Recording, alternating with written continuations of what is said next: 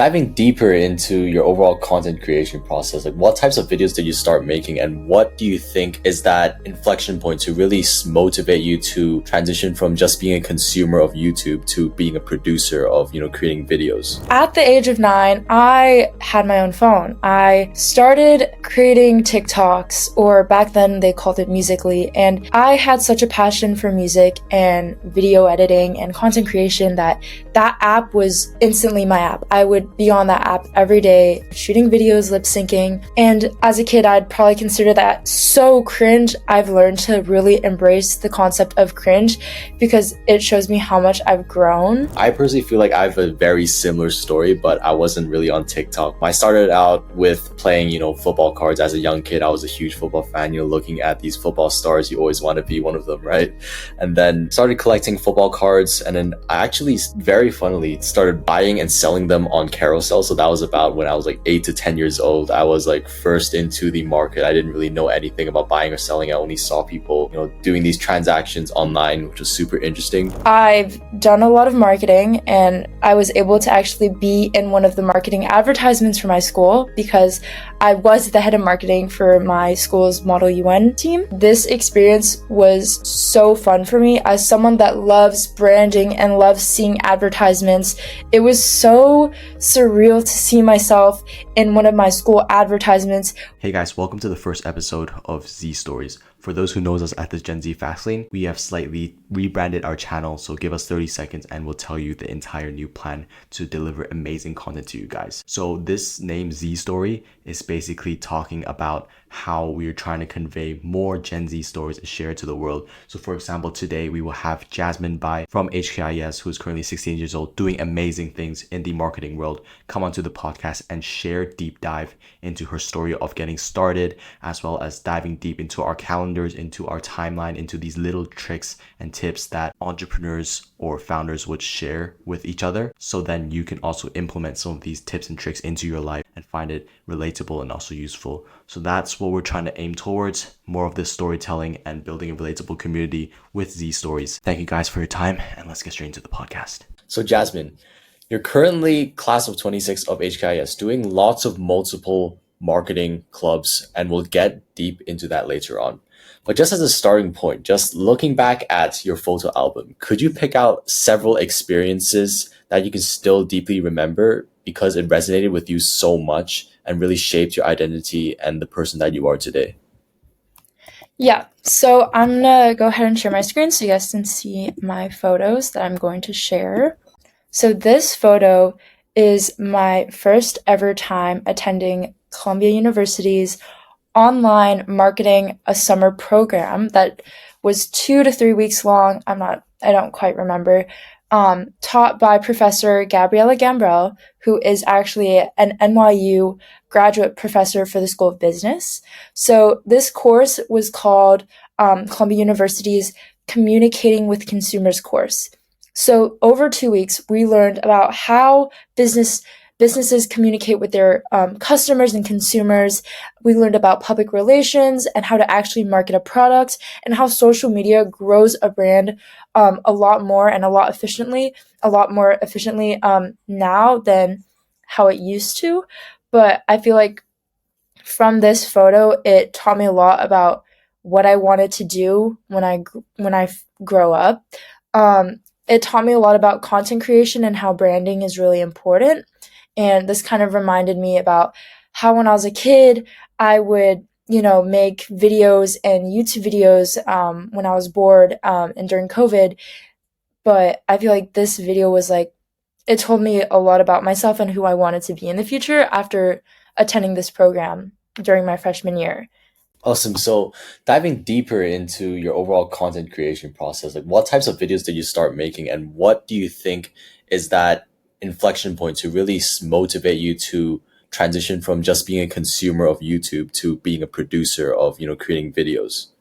Yeah, so at the age of 9, I had my own phone. I started creating TikToks, or back then they called it Musical.ly, and I had such a passion for music and video editing and content creation that app was instantly my app. I would be on that app every day, shooting videos, lip syncing.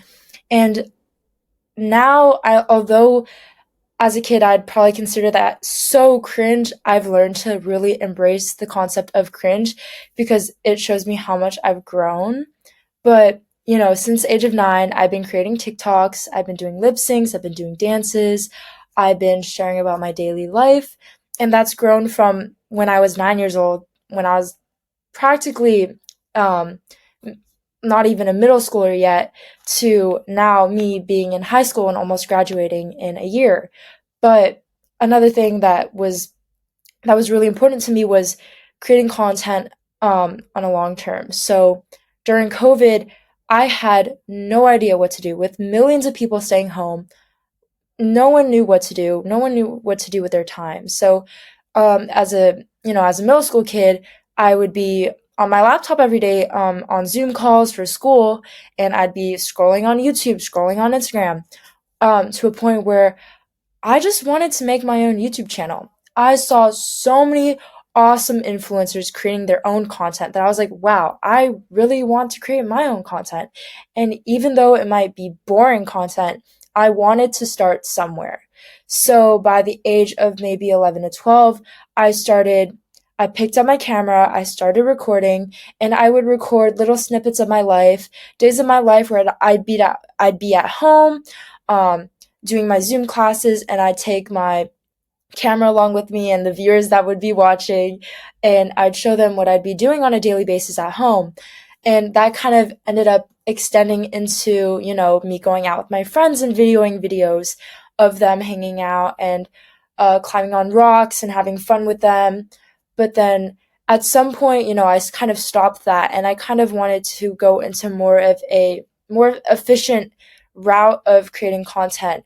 And throughout the years, Instagram and TikTok have been really on the stream of reels and shortened videos. So now at the age of 16, instead of running maybe a lip sync content account on TikTok that was made by a 9-year old, I'm now making content about the days of my life, what I've been doing, my well being process of coping with, relationships and academic stress. And that one account on Instagram that I create reels about almost weekly has gained more than 200 followers and more than 30,000 views a month. So it's definitely grown from, me being a 9-year old kid filming TikToks to this amount of views on a video. And, I don't really care about the views, but I just really enjoy creating content that people watch. And I love seeing people come up to me and be asking me in class, oh, when are you going to make a next video? When are you going to make the next one? Can I be in one?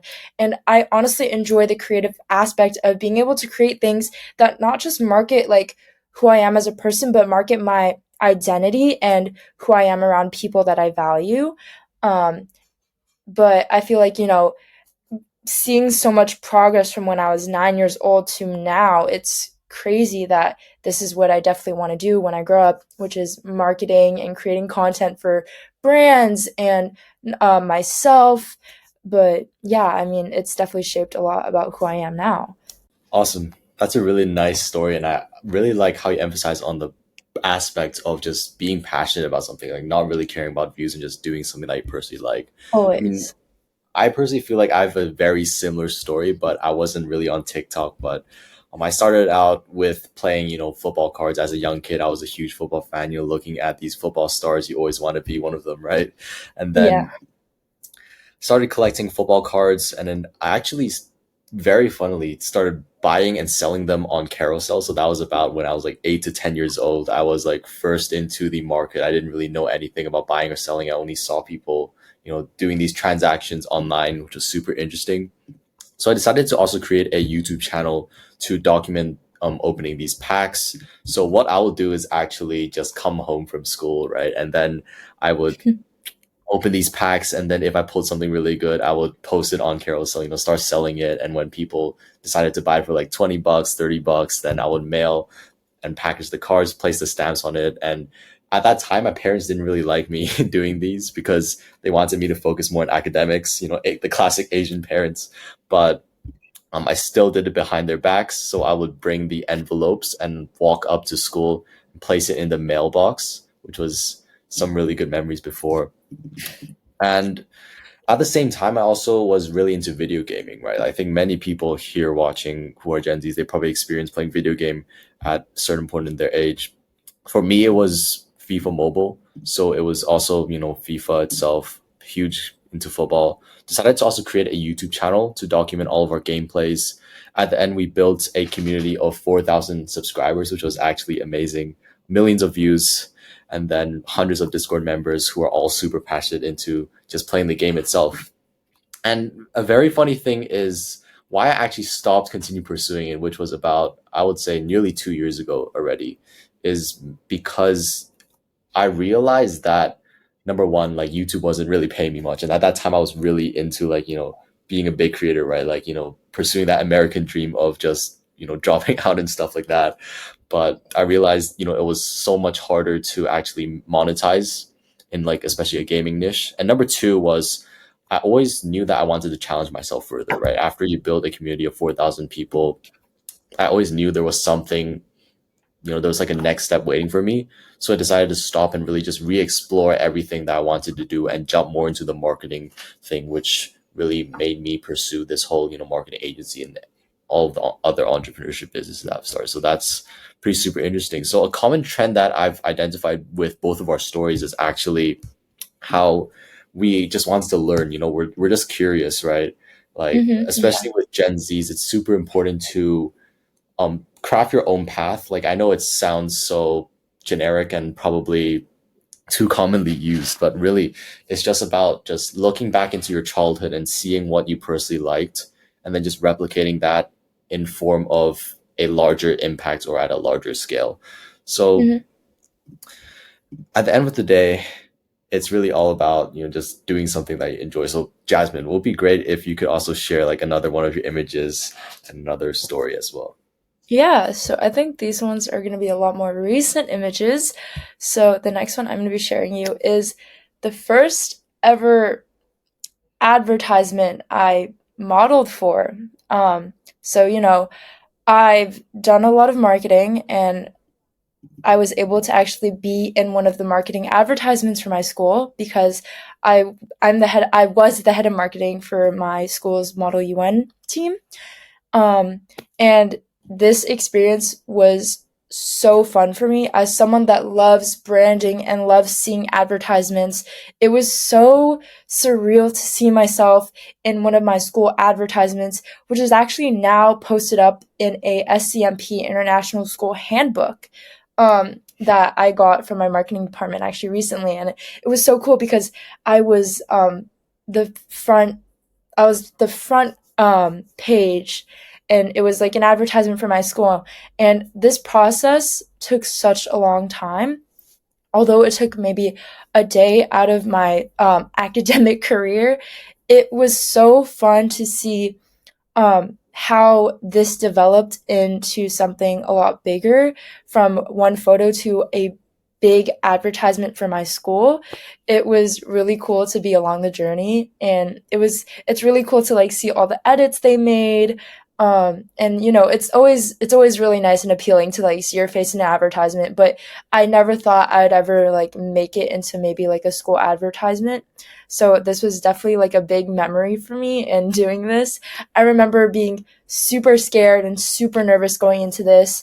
And by the end of it, I met the whole entire school's marketing department. I became really close with them, talking about my journey about Model UN. And yeah, it's just it's a great photo. I mean, I've definitely changed a lot, but it's a great photo to always look at. I mean, speaking about these opportunities as well, Mhm. what were some of the core strategies that you had when applying to these clubs or just reaching out to, multiple different organizations?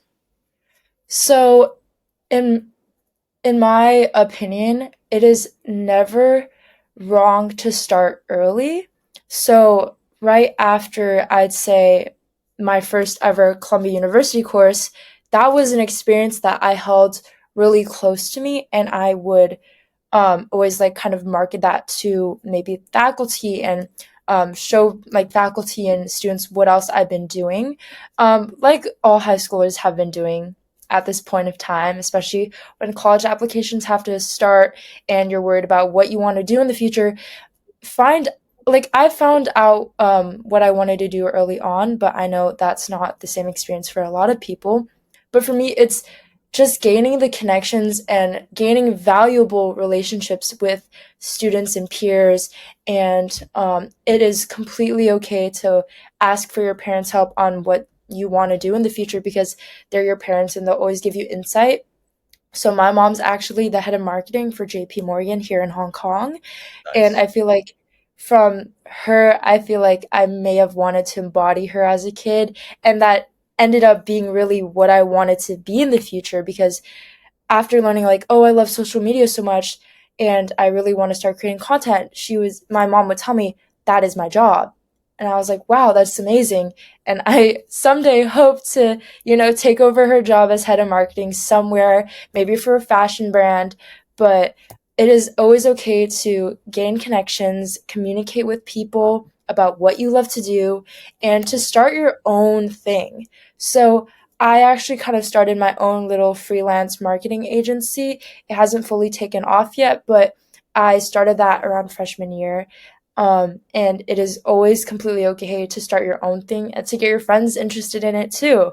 So I'd say definitely communication and just gaining valuable relationships with people that you may feel uncomfortable with because those people are going to be genuine connections that you'll someday have later on.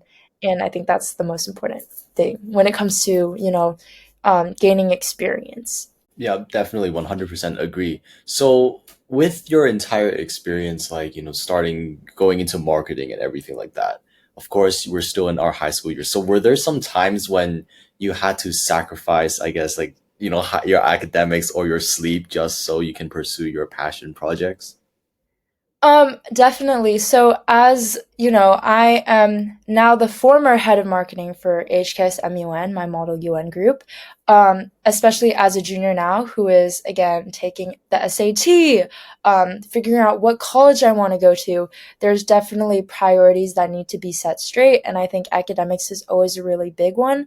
That's why I always recommend a lot of high school students to maybe start figuring out what they want to do early on in their maybe end of freshman year and start of sophomore year because that in between helps give you a lot of experience in what you want to do and helps you start a bridge about on what you might want to do long term.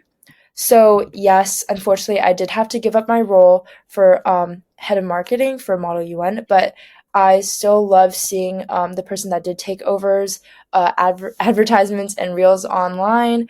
Um, but I think when it comes to trying to keep them separate, it is really hard, academics and your passion. But at the end of the day, if you're really struggling at something, you really need to focus on that thing. And I think, academics is always important as a high schooler, and it's always okay to take a break. So I'd say it's always okay to take a break and, don't let your passion fall out of your head, but always have it somewhere in your heart. If Nice. that I mean, makes here's sense. something interesting about my personal experience, which I feel like is some people might think that it's crazy, but Hmm. I don't think I'm crazy. Like I feel like everyone has their own, I guess, like uniqueness. So what actually, like, I'm just gonna tell you a very short story. So what happened last year was that I was running a lead gen agency targeted for US clients. So Mm. at that time we peaked at, I would say, about like 6 to 7 clients, and then we had to do weekly check-in calls. So because they were at US time, it means that it is our nighttime, right? So what Yeah. I had to do was wake up super early at like 4 a.m. or 5 a.m. nearly every single day, every single week to just check in with these clients, which was super fascinating. So to a certain point, I did sacrifice a bit of school by taking like leaves Oh no. to take these calls, or I just wasn't getting enough rest. So I really think it's about just getting, yeah, your priorities straight. Like, would I have regrets? doing things I've done previous years. I think with the stories, like there are definitely more extreme stories, such as me being in the bathroom for 40 minutes long for a specific reason. But I think I'll explain those stories later on. But I mean, like with these experiences, I feel like it's the best time to take risks are really when you're young, because when you're young, like right now, you have lots of time. And when you grow older, like you have university and you have other stuff to care about, you really don't have much time flexibility. So really just, I guess, like hone in to whatever you really enjoy doing. And I think the problem with many of Gen Z's right now is our attention spans, right? Like we're being distracted by so many different things with social media and stuff like that. So just on the personal experience, I don't really have like the Instagram app installed on my phone. I only have the LinkedIn app, mainly because I Mhm. find it's too addicting to just click on it and you could easily see everyone's reels. So, Jasmine, for yourself, are there any specific tools or stories that you have used to basically avoid these distractions or try to focus when you have to really lock in and get stuff done? Um, I think for me, like social media is such a big part of my life, that it's so hard to kind of push it away. So, like for example, when I study, I tend to stagger my time. I'll always try to put my phone away somewhere, but of course I take breaks within my studying hours. Um, I think the biggest thing for me is always remembering to be in the present moment. Like when you're at lunch with your friends, don't be on your phone scrolling through social media. As someone that loves marketing and creating content, video editing and creating content can be taken um, at a time where you're not with friends or you're not with family. So I think for me, it's always remembering that being in the present moment is what matters the most. And gaining memories from the people around you is so much better than gaining memories when you see like people doing things on Instagram and just doom scrolling continuously for hours. Um, Academics wise, again, set your priorities straight. You want to look ahead in the future and know what you want to do and have a strong goal for yourself. And if you're always going to be doom scrolling, that goal is going to slowly become harder to reach. So I always remember to myself, like, I want to get into this university. I want to make myself proud. I want to end up in the place where I want to be in the future. And I feel like that motivation helps me separate social media and content creation into living into the present moment. I think something super interesting that I'm just thinking about is like the differentiation between creating these memories versus long-term thinking. So, for example, if we put you in Mhm. a scenario where your friends tell you to hang out tomorrow, and but then you realize that you have one of your marketing projects or something due, like, would you rather hang out with your friends but realize that you're gonna have like an over over overdue marketing project, because you can make an excuse to yourself that you're still creating, memories, things that you're going to remember later on? Or would you rather like think long term and really just pursue, building yourself and, doing these content creation? Because normally these content creation stuff, like when it requires editing, and it will mostly be you doing it yourself, right? Like you're probably going to be on your computer for a couple hours just doing the editing and doing the copies or whatever you're doing. Mhm. So like, what is your overall metric to decide whether or not it's the right time to, I guess, hang out with friends and just experience the moment versus obviously, pursuing these long-term goals? So I feel like when it comes to the people I work with, I am super fortunate and super lucky to have people that I'm able to communicate my problems to. So again, I work with the marketing department at my school and we have maybe projects almost every single day. And of course, there are some times where things aren't going to be done on time. And the biggest thing for me is I think communication is really important when working with a team, when working with yourself, and again, communicating to your friends and family if you're going to be available. So, um, of course, I'm always going to pick my family and friends over the work I do, especially if it's on a weekend. I know to always prioritize my academics and my job as someone that loves marketing during the weekdays, but over the weekend, of course, I'll study from time to time, but I will always prioritize like my friends and creating memories with them because that's not going to last forever. Um, but I think for me at least, I'm really lucky to be able to communicate if I ever need an extension, and I know I'm very responsible when it comes to deadlines.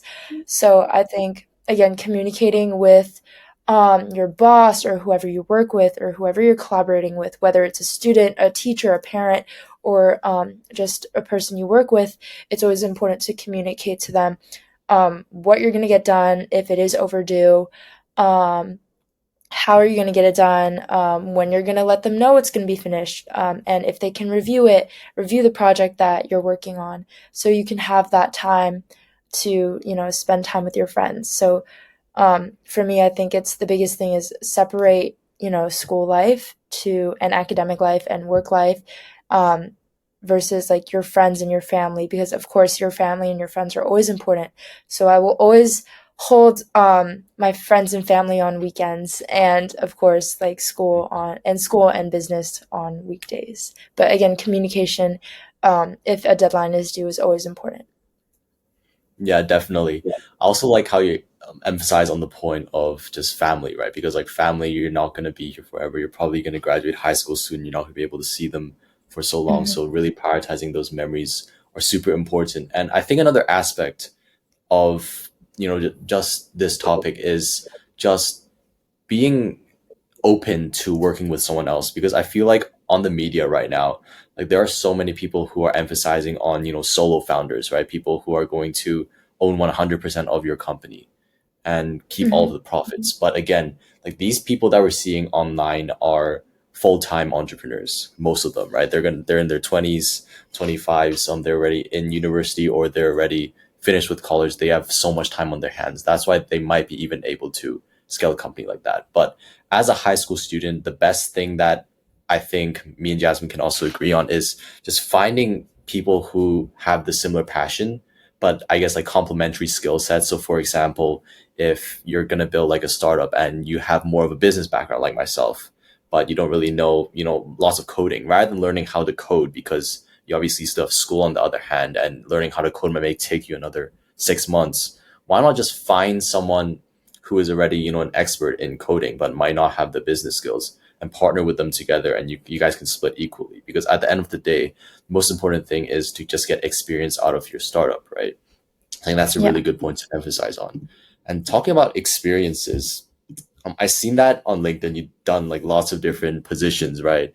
You were doing like wealth Yes. management, MUN, graphic design for Unite Mental Health, digital marketing intern, PR manager, social media manager, and many more. So, out of these positions, what are, I would say, like a few stories that really stuck with you with that position, or really opened your eye as to like, you thought that this position will be doing this thing, but then when you went into this position, you're completely doing something else, if so?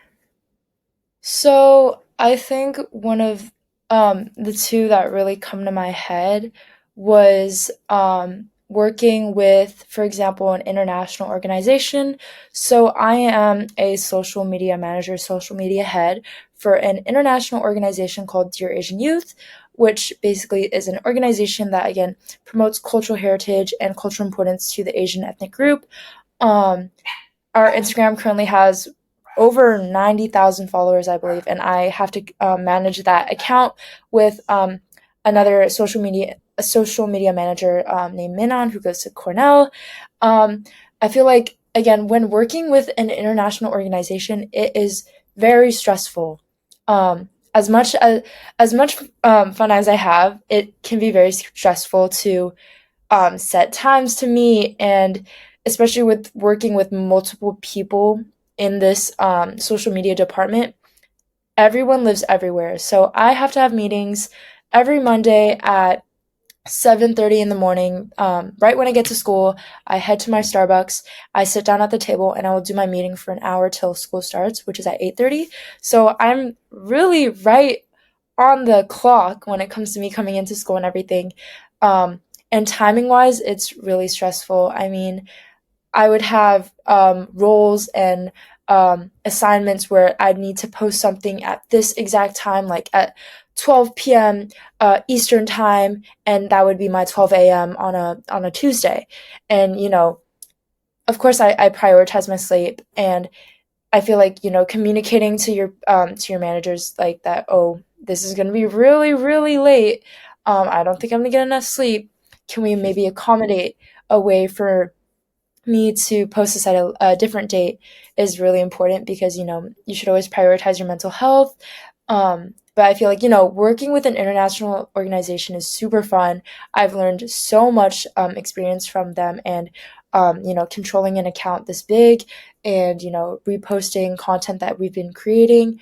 So I feel like I've gained a lot of experience from them. We've hosted events like Dear Asian Careers, which was a event in New York City that we had to promote, hosted and created by Dear Asian Youth, the organization, where we would help students find careers that contribute to maybe the ethnic minority role of Asians, and we bring in students and individuals that work in different job departments like STEM, business, um, literature, and they would be doing webinars throughout the 3 days of the event.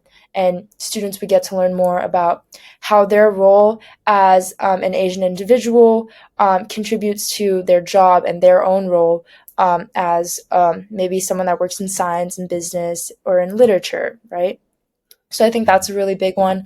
Another one I definitely remember is working with my Model UN group on my first ever like event planning for my Model UN conference, my school Model UN conference. There's so much backstage work that I never realized after doing that role, but when I did that role, I felt like I learned so much. I created more than 700 placards for delegates. I made 3 to 4 reels and more than like 10 posts that gained more than, I believe, 60,000 views in total. And, it's really big achievements, but there's so much planning process that goes behind it that we don't tend to appreciate. And I think that's why I love marketing so much, because you think of it as such a little role, but you do so much in it. So I think those are definitely two memories that I really remember still. Awesome. So speaking about like obviously like doing multiple projects at the same time is really stressful. So I always Mhm. believe that the fundamental of being successful in all of these roles is just building systems, right? Building systems that you Yes. can rely on every single day, having daily Mhm. routines, nighttime routines, or just having a period of time where you know what you want to do. So for Mhm. yourself, if you could share, actually, I can actually share first. So if I can Sure. actually share my screen, I'll just show you and share with Mhm. all of the viewers some of the actually my calendar view for this week. Mm. Yeah, let me know when you can see my screen. Yep. Oh, wow. Yeah, so it's a bit fascinating when you look at it. It's not as bad as it was previously. I think if I went back to let's see, let's see, went back to like May. Yeah, there were lots of stuff like going on later on. But just going back to Mm. today, how I would say I would shape my day for myself is I find myself as like a really early person. Like I can really work really well in the morning. At night, I feel really tired, so I will place myself to morning routine at like 5 a.m. What includes in my morning routine is basically doing meditation, journaling, those things, just really getting your day straight, right? And then Mhm. after that, I'm gonna have like an hour of consumption block. So this is the time when I would consume content. So for example, if I was gonna film another video on that day, or some kind of short, then I would try and scroll through inspiration because I believe marketing and content creation really needs ideas in your head, right, in order to be able to build anything. Right after Mhm. that, I'll have either a creation time or some meeting. So, for example, if I think Jasmine, you scheduled this podcast to be about like 6:30 in the morning, so we would actually have this. I would consider this as a consumption time, right? Learning from other people. I think one of the Mhm. huge benefits of just having the internet right now compared to 20 years ago is being able to connect with so many. like-minded individuals around the world, right? So just building a LinkedIn profile. Um, I'm gonna try not to speak too long because I'm gonna create like a longer series on how I grew my LinkedIn profile, and you probably include some Mm, tips from Jasmine as well. But just overall, just putting yourself out there. So back to the routine. I would go to school at about 8:40. I'm actually pretty fortunate to live just right below the hill. So my school is actually just on the hill. So I just walk up to school every single day. Quick sprints in the morning. Classes start from 9 to I'll say like 3:30. After that, I'll have like a 1 hour school block, and then afterwards, I'll have probably something scheduled depending on what is going on that day, and then management time and ideation time. So management time is like doing the low brainer stuff. So I like to do that at the end of the day, so then you don't waste so much brain power. And then ideation time is just thinking about stuff. And from 8 to 9, so that's about 30 minutes. I will have like a no light time where I just sit down, read. I really like to read and just chillax for the day and then go to sleep at 9. So sometimes, obviously, these routines does not entirely work because things come up, especially when you're in high school. You have like so many tests, stuff. I actually have a test on this Friday, like a math. So that's gonna be really stressful. But overall, it's just really good to know what you want to do at what time as well. And normally, actually, one thing I want to point out before we switch to word Jasmine, I know I'm talking a lot, but um, no, you're okay. on Sundays, I really like to prioritize like family time. So, for example, we would have fun Sundays where basically like the entire family would choose a place to go. So mostly it would be hiking because I'm a big hiker. So we would go to, Sai Kung or wherever place we want, like the peak or something, and just spend our entire day there, just, bonding with each other, as I think is a super important time, especially when, we're all surrounded by the media every single day. That's a bit about my schedule. I have to say your schedule is a lot more impressive than mine. So, for me, a way to stay organized is making to-do lists, but I do Yeah. love my Google Calendar to death. Um, I will always make a list of what homework I need to do throughout the day, what meetings I have to do throughout the week, and I'm super lucky because as a junior, I run my own meetings as a photography club leader. So I'm able to schedule that and communicate that without having too much stress on my schedule. But I can show you guys my general um, Awesome. school Yeah. calendar. So you can see this? Amazing. So Yeah. I am a very early person. I'm always known as an early bird, and it is not by choice, but I wake up at 5:30 in the morning because I live super far away. For a rule for me is I always get up an hour before I need to get out of the house because I like to take my time getting ready. I like to take my 1 hour at 5:30 in the morning to breathe, go outside on my terrace and look at the view and breathe in some air. Since I'm taking AP Psych right now, I've been learning that actually being outside of your house for 15 minutes and just looking up Mhm. at the sky um, helps improve your circadian rhythm and helps you wake up. Yeah. So I've been doing that a lot. But as you can see, this is kind of like my schedule. It is quite light. Um, but Mondays are always packed.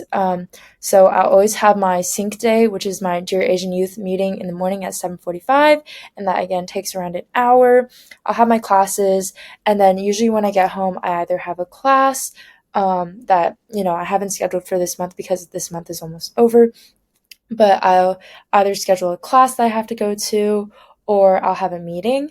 So my school runs from 8:35 to 3, and usually either that after 3 p.m. I'll either go home, attend office hours for any work that I do need to do, or I need to ask a clarifying question to my teacher, or a club meeting. So that is generally my schedule. But as a student that does take three APs, it's quite stressful. So I like to give myself a lot of time to kind of rejuvenate my energy through the evening. So I always set a time where I tend to do a lot of my schoolwork from 7:30 to 10, and then I'll do a 30-minute grace period where I'll maybe read, call a friend of mine, and then I usually go to sleep by around 10:30. Because again, I prioritize sleep, and as someone that has to wake up at 5:30 in the morning is not always the most great thing in the world. But that is generally how I use my time. Again, making to-do lists for me is something really important. So today, for example, I have a to-do list of what homework I need to do, and also this meeting that I'm attending and this interview for this podcast. So for today, I had my 4 classes, I had homework for each, and then I split up my time from the time I have when this podcast ends or when I get home to when I go to sleep, and I divide that into how much homework I have, and I tend to do that. But that is a really good way for me to stay organized. Yeah, hopefully that helps. Awesome. I feel like even like having a simple system is better than having no system. So I like agree. it Yeah. really depends on the individual as well, because sometimes when I just look at that calendar, it might be overwhelming. So like having like such a filled calendar might not be, the best in specifically for yourself. But Hmm. I mean, just try and find what works, because I actually have like changed my entire, routines like couple of times for the past year or so. So it's just all about testing, right? I always believe like in high Hmm. school, it's not only about testing what you want to do in life, but also testing how you want to live it. So Yeah. I think a really good point that we both brought up in our calendars is actually just getting that morning sunlight, right? Because I think it's really unemphasized, especially in Hong Kong when there's not much sun. Just going outside, just right after you wake up, really helps wake yourself up. Because I always notice that so many of my classmates, they fall asleep in class, and they always Hmm. complain, why do I feel so sleepy in the morning? Like, why? Obviously, if you get like 2 hours of sleep or 3 hours of sleep at night, that's probably one reason, right? But if you're getting like consistently 6, 7 hours and you're still feeling tired, number one, maybe try drinking coffee. For me, I really like drinking tea. Yeah. um, or number two, like just getting natural sunlight into your eye, I think is really good for your circadian rhythm. And I think I watched Andrew Huberman. He's like really good Hmm. in like health and stuff. So we'll recommend that to anyone as well. So yeah, just summarizing this podcast, like just in general, like let's talk a bit about, I would say, some like future vision or like future purpose with life. So for yourself, like where do you see yourself, I guess, in the next 10 years, and what do you really want to accomplish in life? Obviously, we've probably thought about that for quite a while. So Oh, of just course. a general idea. So I've had a pretty set straight future since I was maybe a freshman in high school. Um, I've been living in Hong Kong for all of my life. I was born here. I've been based in an urban environment, a metropolitan environment where it's the bustling city, and I've always had the dream to live in New York City. So I do hope, as maybe the future uh, class of 2030, I can attend New York University or Columbia University in New York City, hopefully pursuing a communications, marketing, or public relations major. But I've actually never been to New York City, and I feel like my friends always ask me, and my family always asks me, why do you want to live in New York City? You've never been to New York City. It's so stinky, it's nasty, it smells bad, like it's just not a great environment. And to me, I see so much opportunity in New York City, even though I've never been there. So, me, I want to study, hopefully, again, business marketing, or even less broad than that, fashion marketing. And New York City is such a hub of fashion, of finance, that I feel like I really do hope to see myself there in the future with a little apartment that I personally would enjoy and love, and be going to classes every day with studying fashion while having great fits on my like outfits on myself. And of course that's going to take time, but that is truly my dream. I think to live in New York City and to be a New Yorker, even though I've lived in Hong Kong my whole life, I feel like I would really fit in there. Awesome. So like just extending on that question, because I've spoken to so many individuals, on the podcast and on their purpose Mhm, and passion and stuff like that. Like some people they would do what they are doing based on their, insecurity, right? All of us would face some sort of childhood trauma, and I feel like it's definitely, inevitable, right? You're obviously mhm, like let's be honest here. Like as a Gen Z, you're probably gonna dislike your parents in some sort of ways, but obviously still love them a lot because they're our parents, right? So mhm. for yourself, if you don't mind actually sharing, what do you think are some of the things which you want to let's frame it this way. What are some things that you want to, I guess, um, pursue in the future, mainly because I wouldn't say like trauma, but you really think there is a certain opportunity over there as well. Like so, either than fashion, right? Like, what do you think is So, missing, right? okay, so another thing I've always been interested in is relationships with others. I know I don't think I'm gonna really be able to go into a job like that. I've been talking to my friends. I'm like, why isn't there a major about love and relationships other than psychology, which is what I'm studying right now. Um, I feel like my family. My mom is a single mom who works really hard. She's the head of marketing for J.P. Morgan. She's made a name for herself.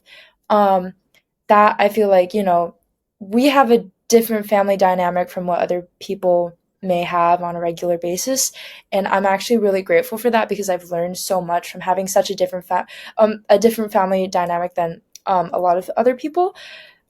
So I feel like if I had like a little dream about what I've learned without having the fashion marketing and the business, it would be really learning more about relationships and like a way to heal from maybe a breakup, um, and communicating with others about relationships, because I feel like connections are super important in life. And if you don't have enough of them, it's really hard to kind of be happy and to, have a fulfilling life, unless you love being independent, which I fully support because, independence is always important.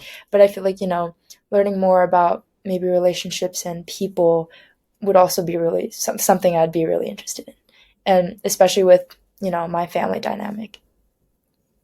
Awesome. Yeah, I always believe like yeah, relationships are definitely number one, and especially with the internet and stuff, people are saying we're becoming the most disconnected generation ever. So Yeah. maybe to a certain extent, yes, but it really is how you're going to use technology at the end of the day. Like I always believe Hmm. like you always have one life. For me, it's pretty similar. Like I think I have a pretty good like family dynamic. I'm pretty happy with my parents most of the time. Or if you, I guess if you're not happy with your parents, you should look at more like the positive side, right? Because there's always two lenses in life, Hmm. like one positive, one negative. But just Yeah. always just putting on a smile is super important, right? Because when you smile, you will make other people smile as well to a certain Hmm. extent. So Yeah. just having that positive, you know, light in life is super important. And I think for me, let's also share like I guess like the biggest advice that we've heard, because there's no point of I guess coming up with our own advice because I guess we'll be repeating from someone else. So the biggest advice that I've heard or that I really live up to is to focus more on the journey rather than the destination. I think it's really emphasized a lot, but really at times like just looking back at everything that we've accomplished, like I know for you it's going to be lots of marketing. For me personally it's many different things, right? Like just looking back at it, it's even though we may not have accomplished results that we may have wanted, it's really about the relationships that we've built.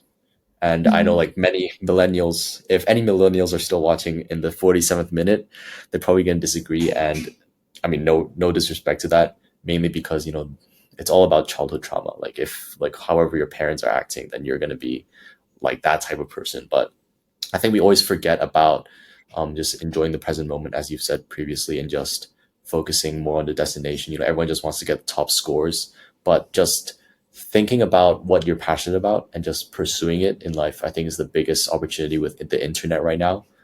Like you can post like music videos, art videos, and really blow up easily. And I think Yeah. it's really a gift that, um, you know, if there's a God up there, probably, I mean, I'm Catholic myself, so that God has given us here to this day. So that's going to be my biggest advice for anyone, which is just to get started. I think getting started is the hardest part as well. So Yeah, I completely agree with you on that one. Mm, okay, if I had to give advice to whoever's listening to this podcast right now, it would be that things take time and you're not going to be able to start something until you actually start it. So if you've always had this idea of creating a brand, of, making YouTube videos or, making a startup, it doesn't hurt to start now because at some point in time you're going to push it and push it away. And you know what? You might as well start it now when you have no experience because people can help you. Then let it go into just pure imagination and just a dream that may never come. So for me, I think the biggest advice is if you're scared to start, that's the best time to start because that's when you grow the most, that's when you learn the most, and that's what's going to push you to do even better in the future. So yeah. awesome. I think for any Gen Zs who are still listening to this, like really, like literally just stop watching the podcast and just, if you're not building anything or working on any projects right now and you really wanted to do it, just brainstorm the next couple of steps that you can take, right? And if you're feeling stuck, just feel free to message, Jasmine or myself, whoever you feel more comfortable talking to. And we're happy to help out. Like, I'm pretty sure many people, Always. like you wouldn't know, are actually more than happy to speak to a younger individual or, someone who's in a similar age and help them out, but they just don't realize it, right? So Mhm. just approach us or, just send us a screenshot of whatever action you take from this podcast, which will be amazing. And yeah, I think this is a really good way to end the podcast. So, Jasmine, do you have any closing remarks for the podcast? No, thank you so much for having me. I enjoyed all of this. Awesome. So, yeah, for anyone who's still watching, feel free to take a look at some of our other stories as well. We're building a community here of passionate founders. Always believe in this storytelling where everyone has their own stories. Or if you want to come on, feel free to just also message myself. And yeah, I'll drop both of our bios in the description so you contact us. And until the next one, stay hungry and we'll see you in the next one. Peace out. Bye.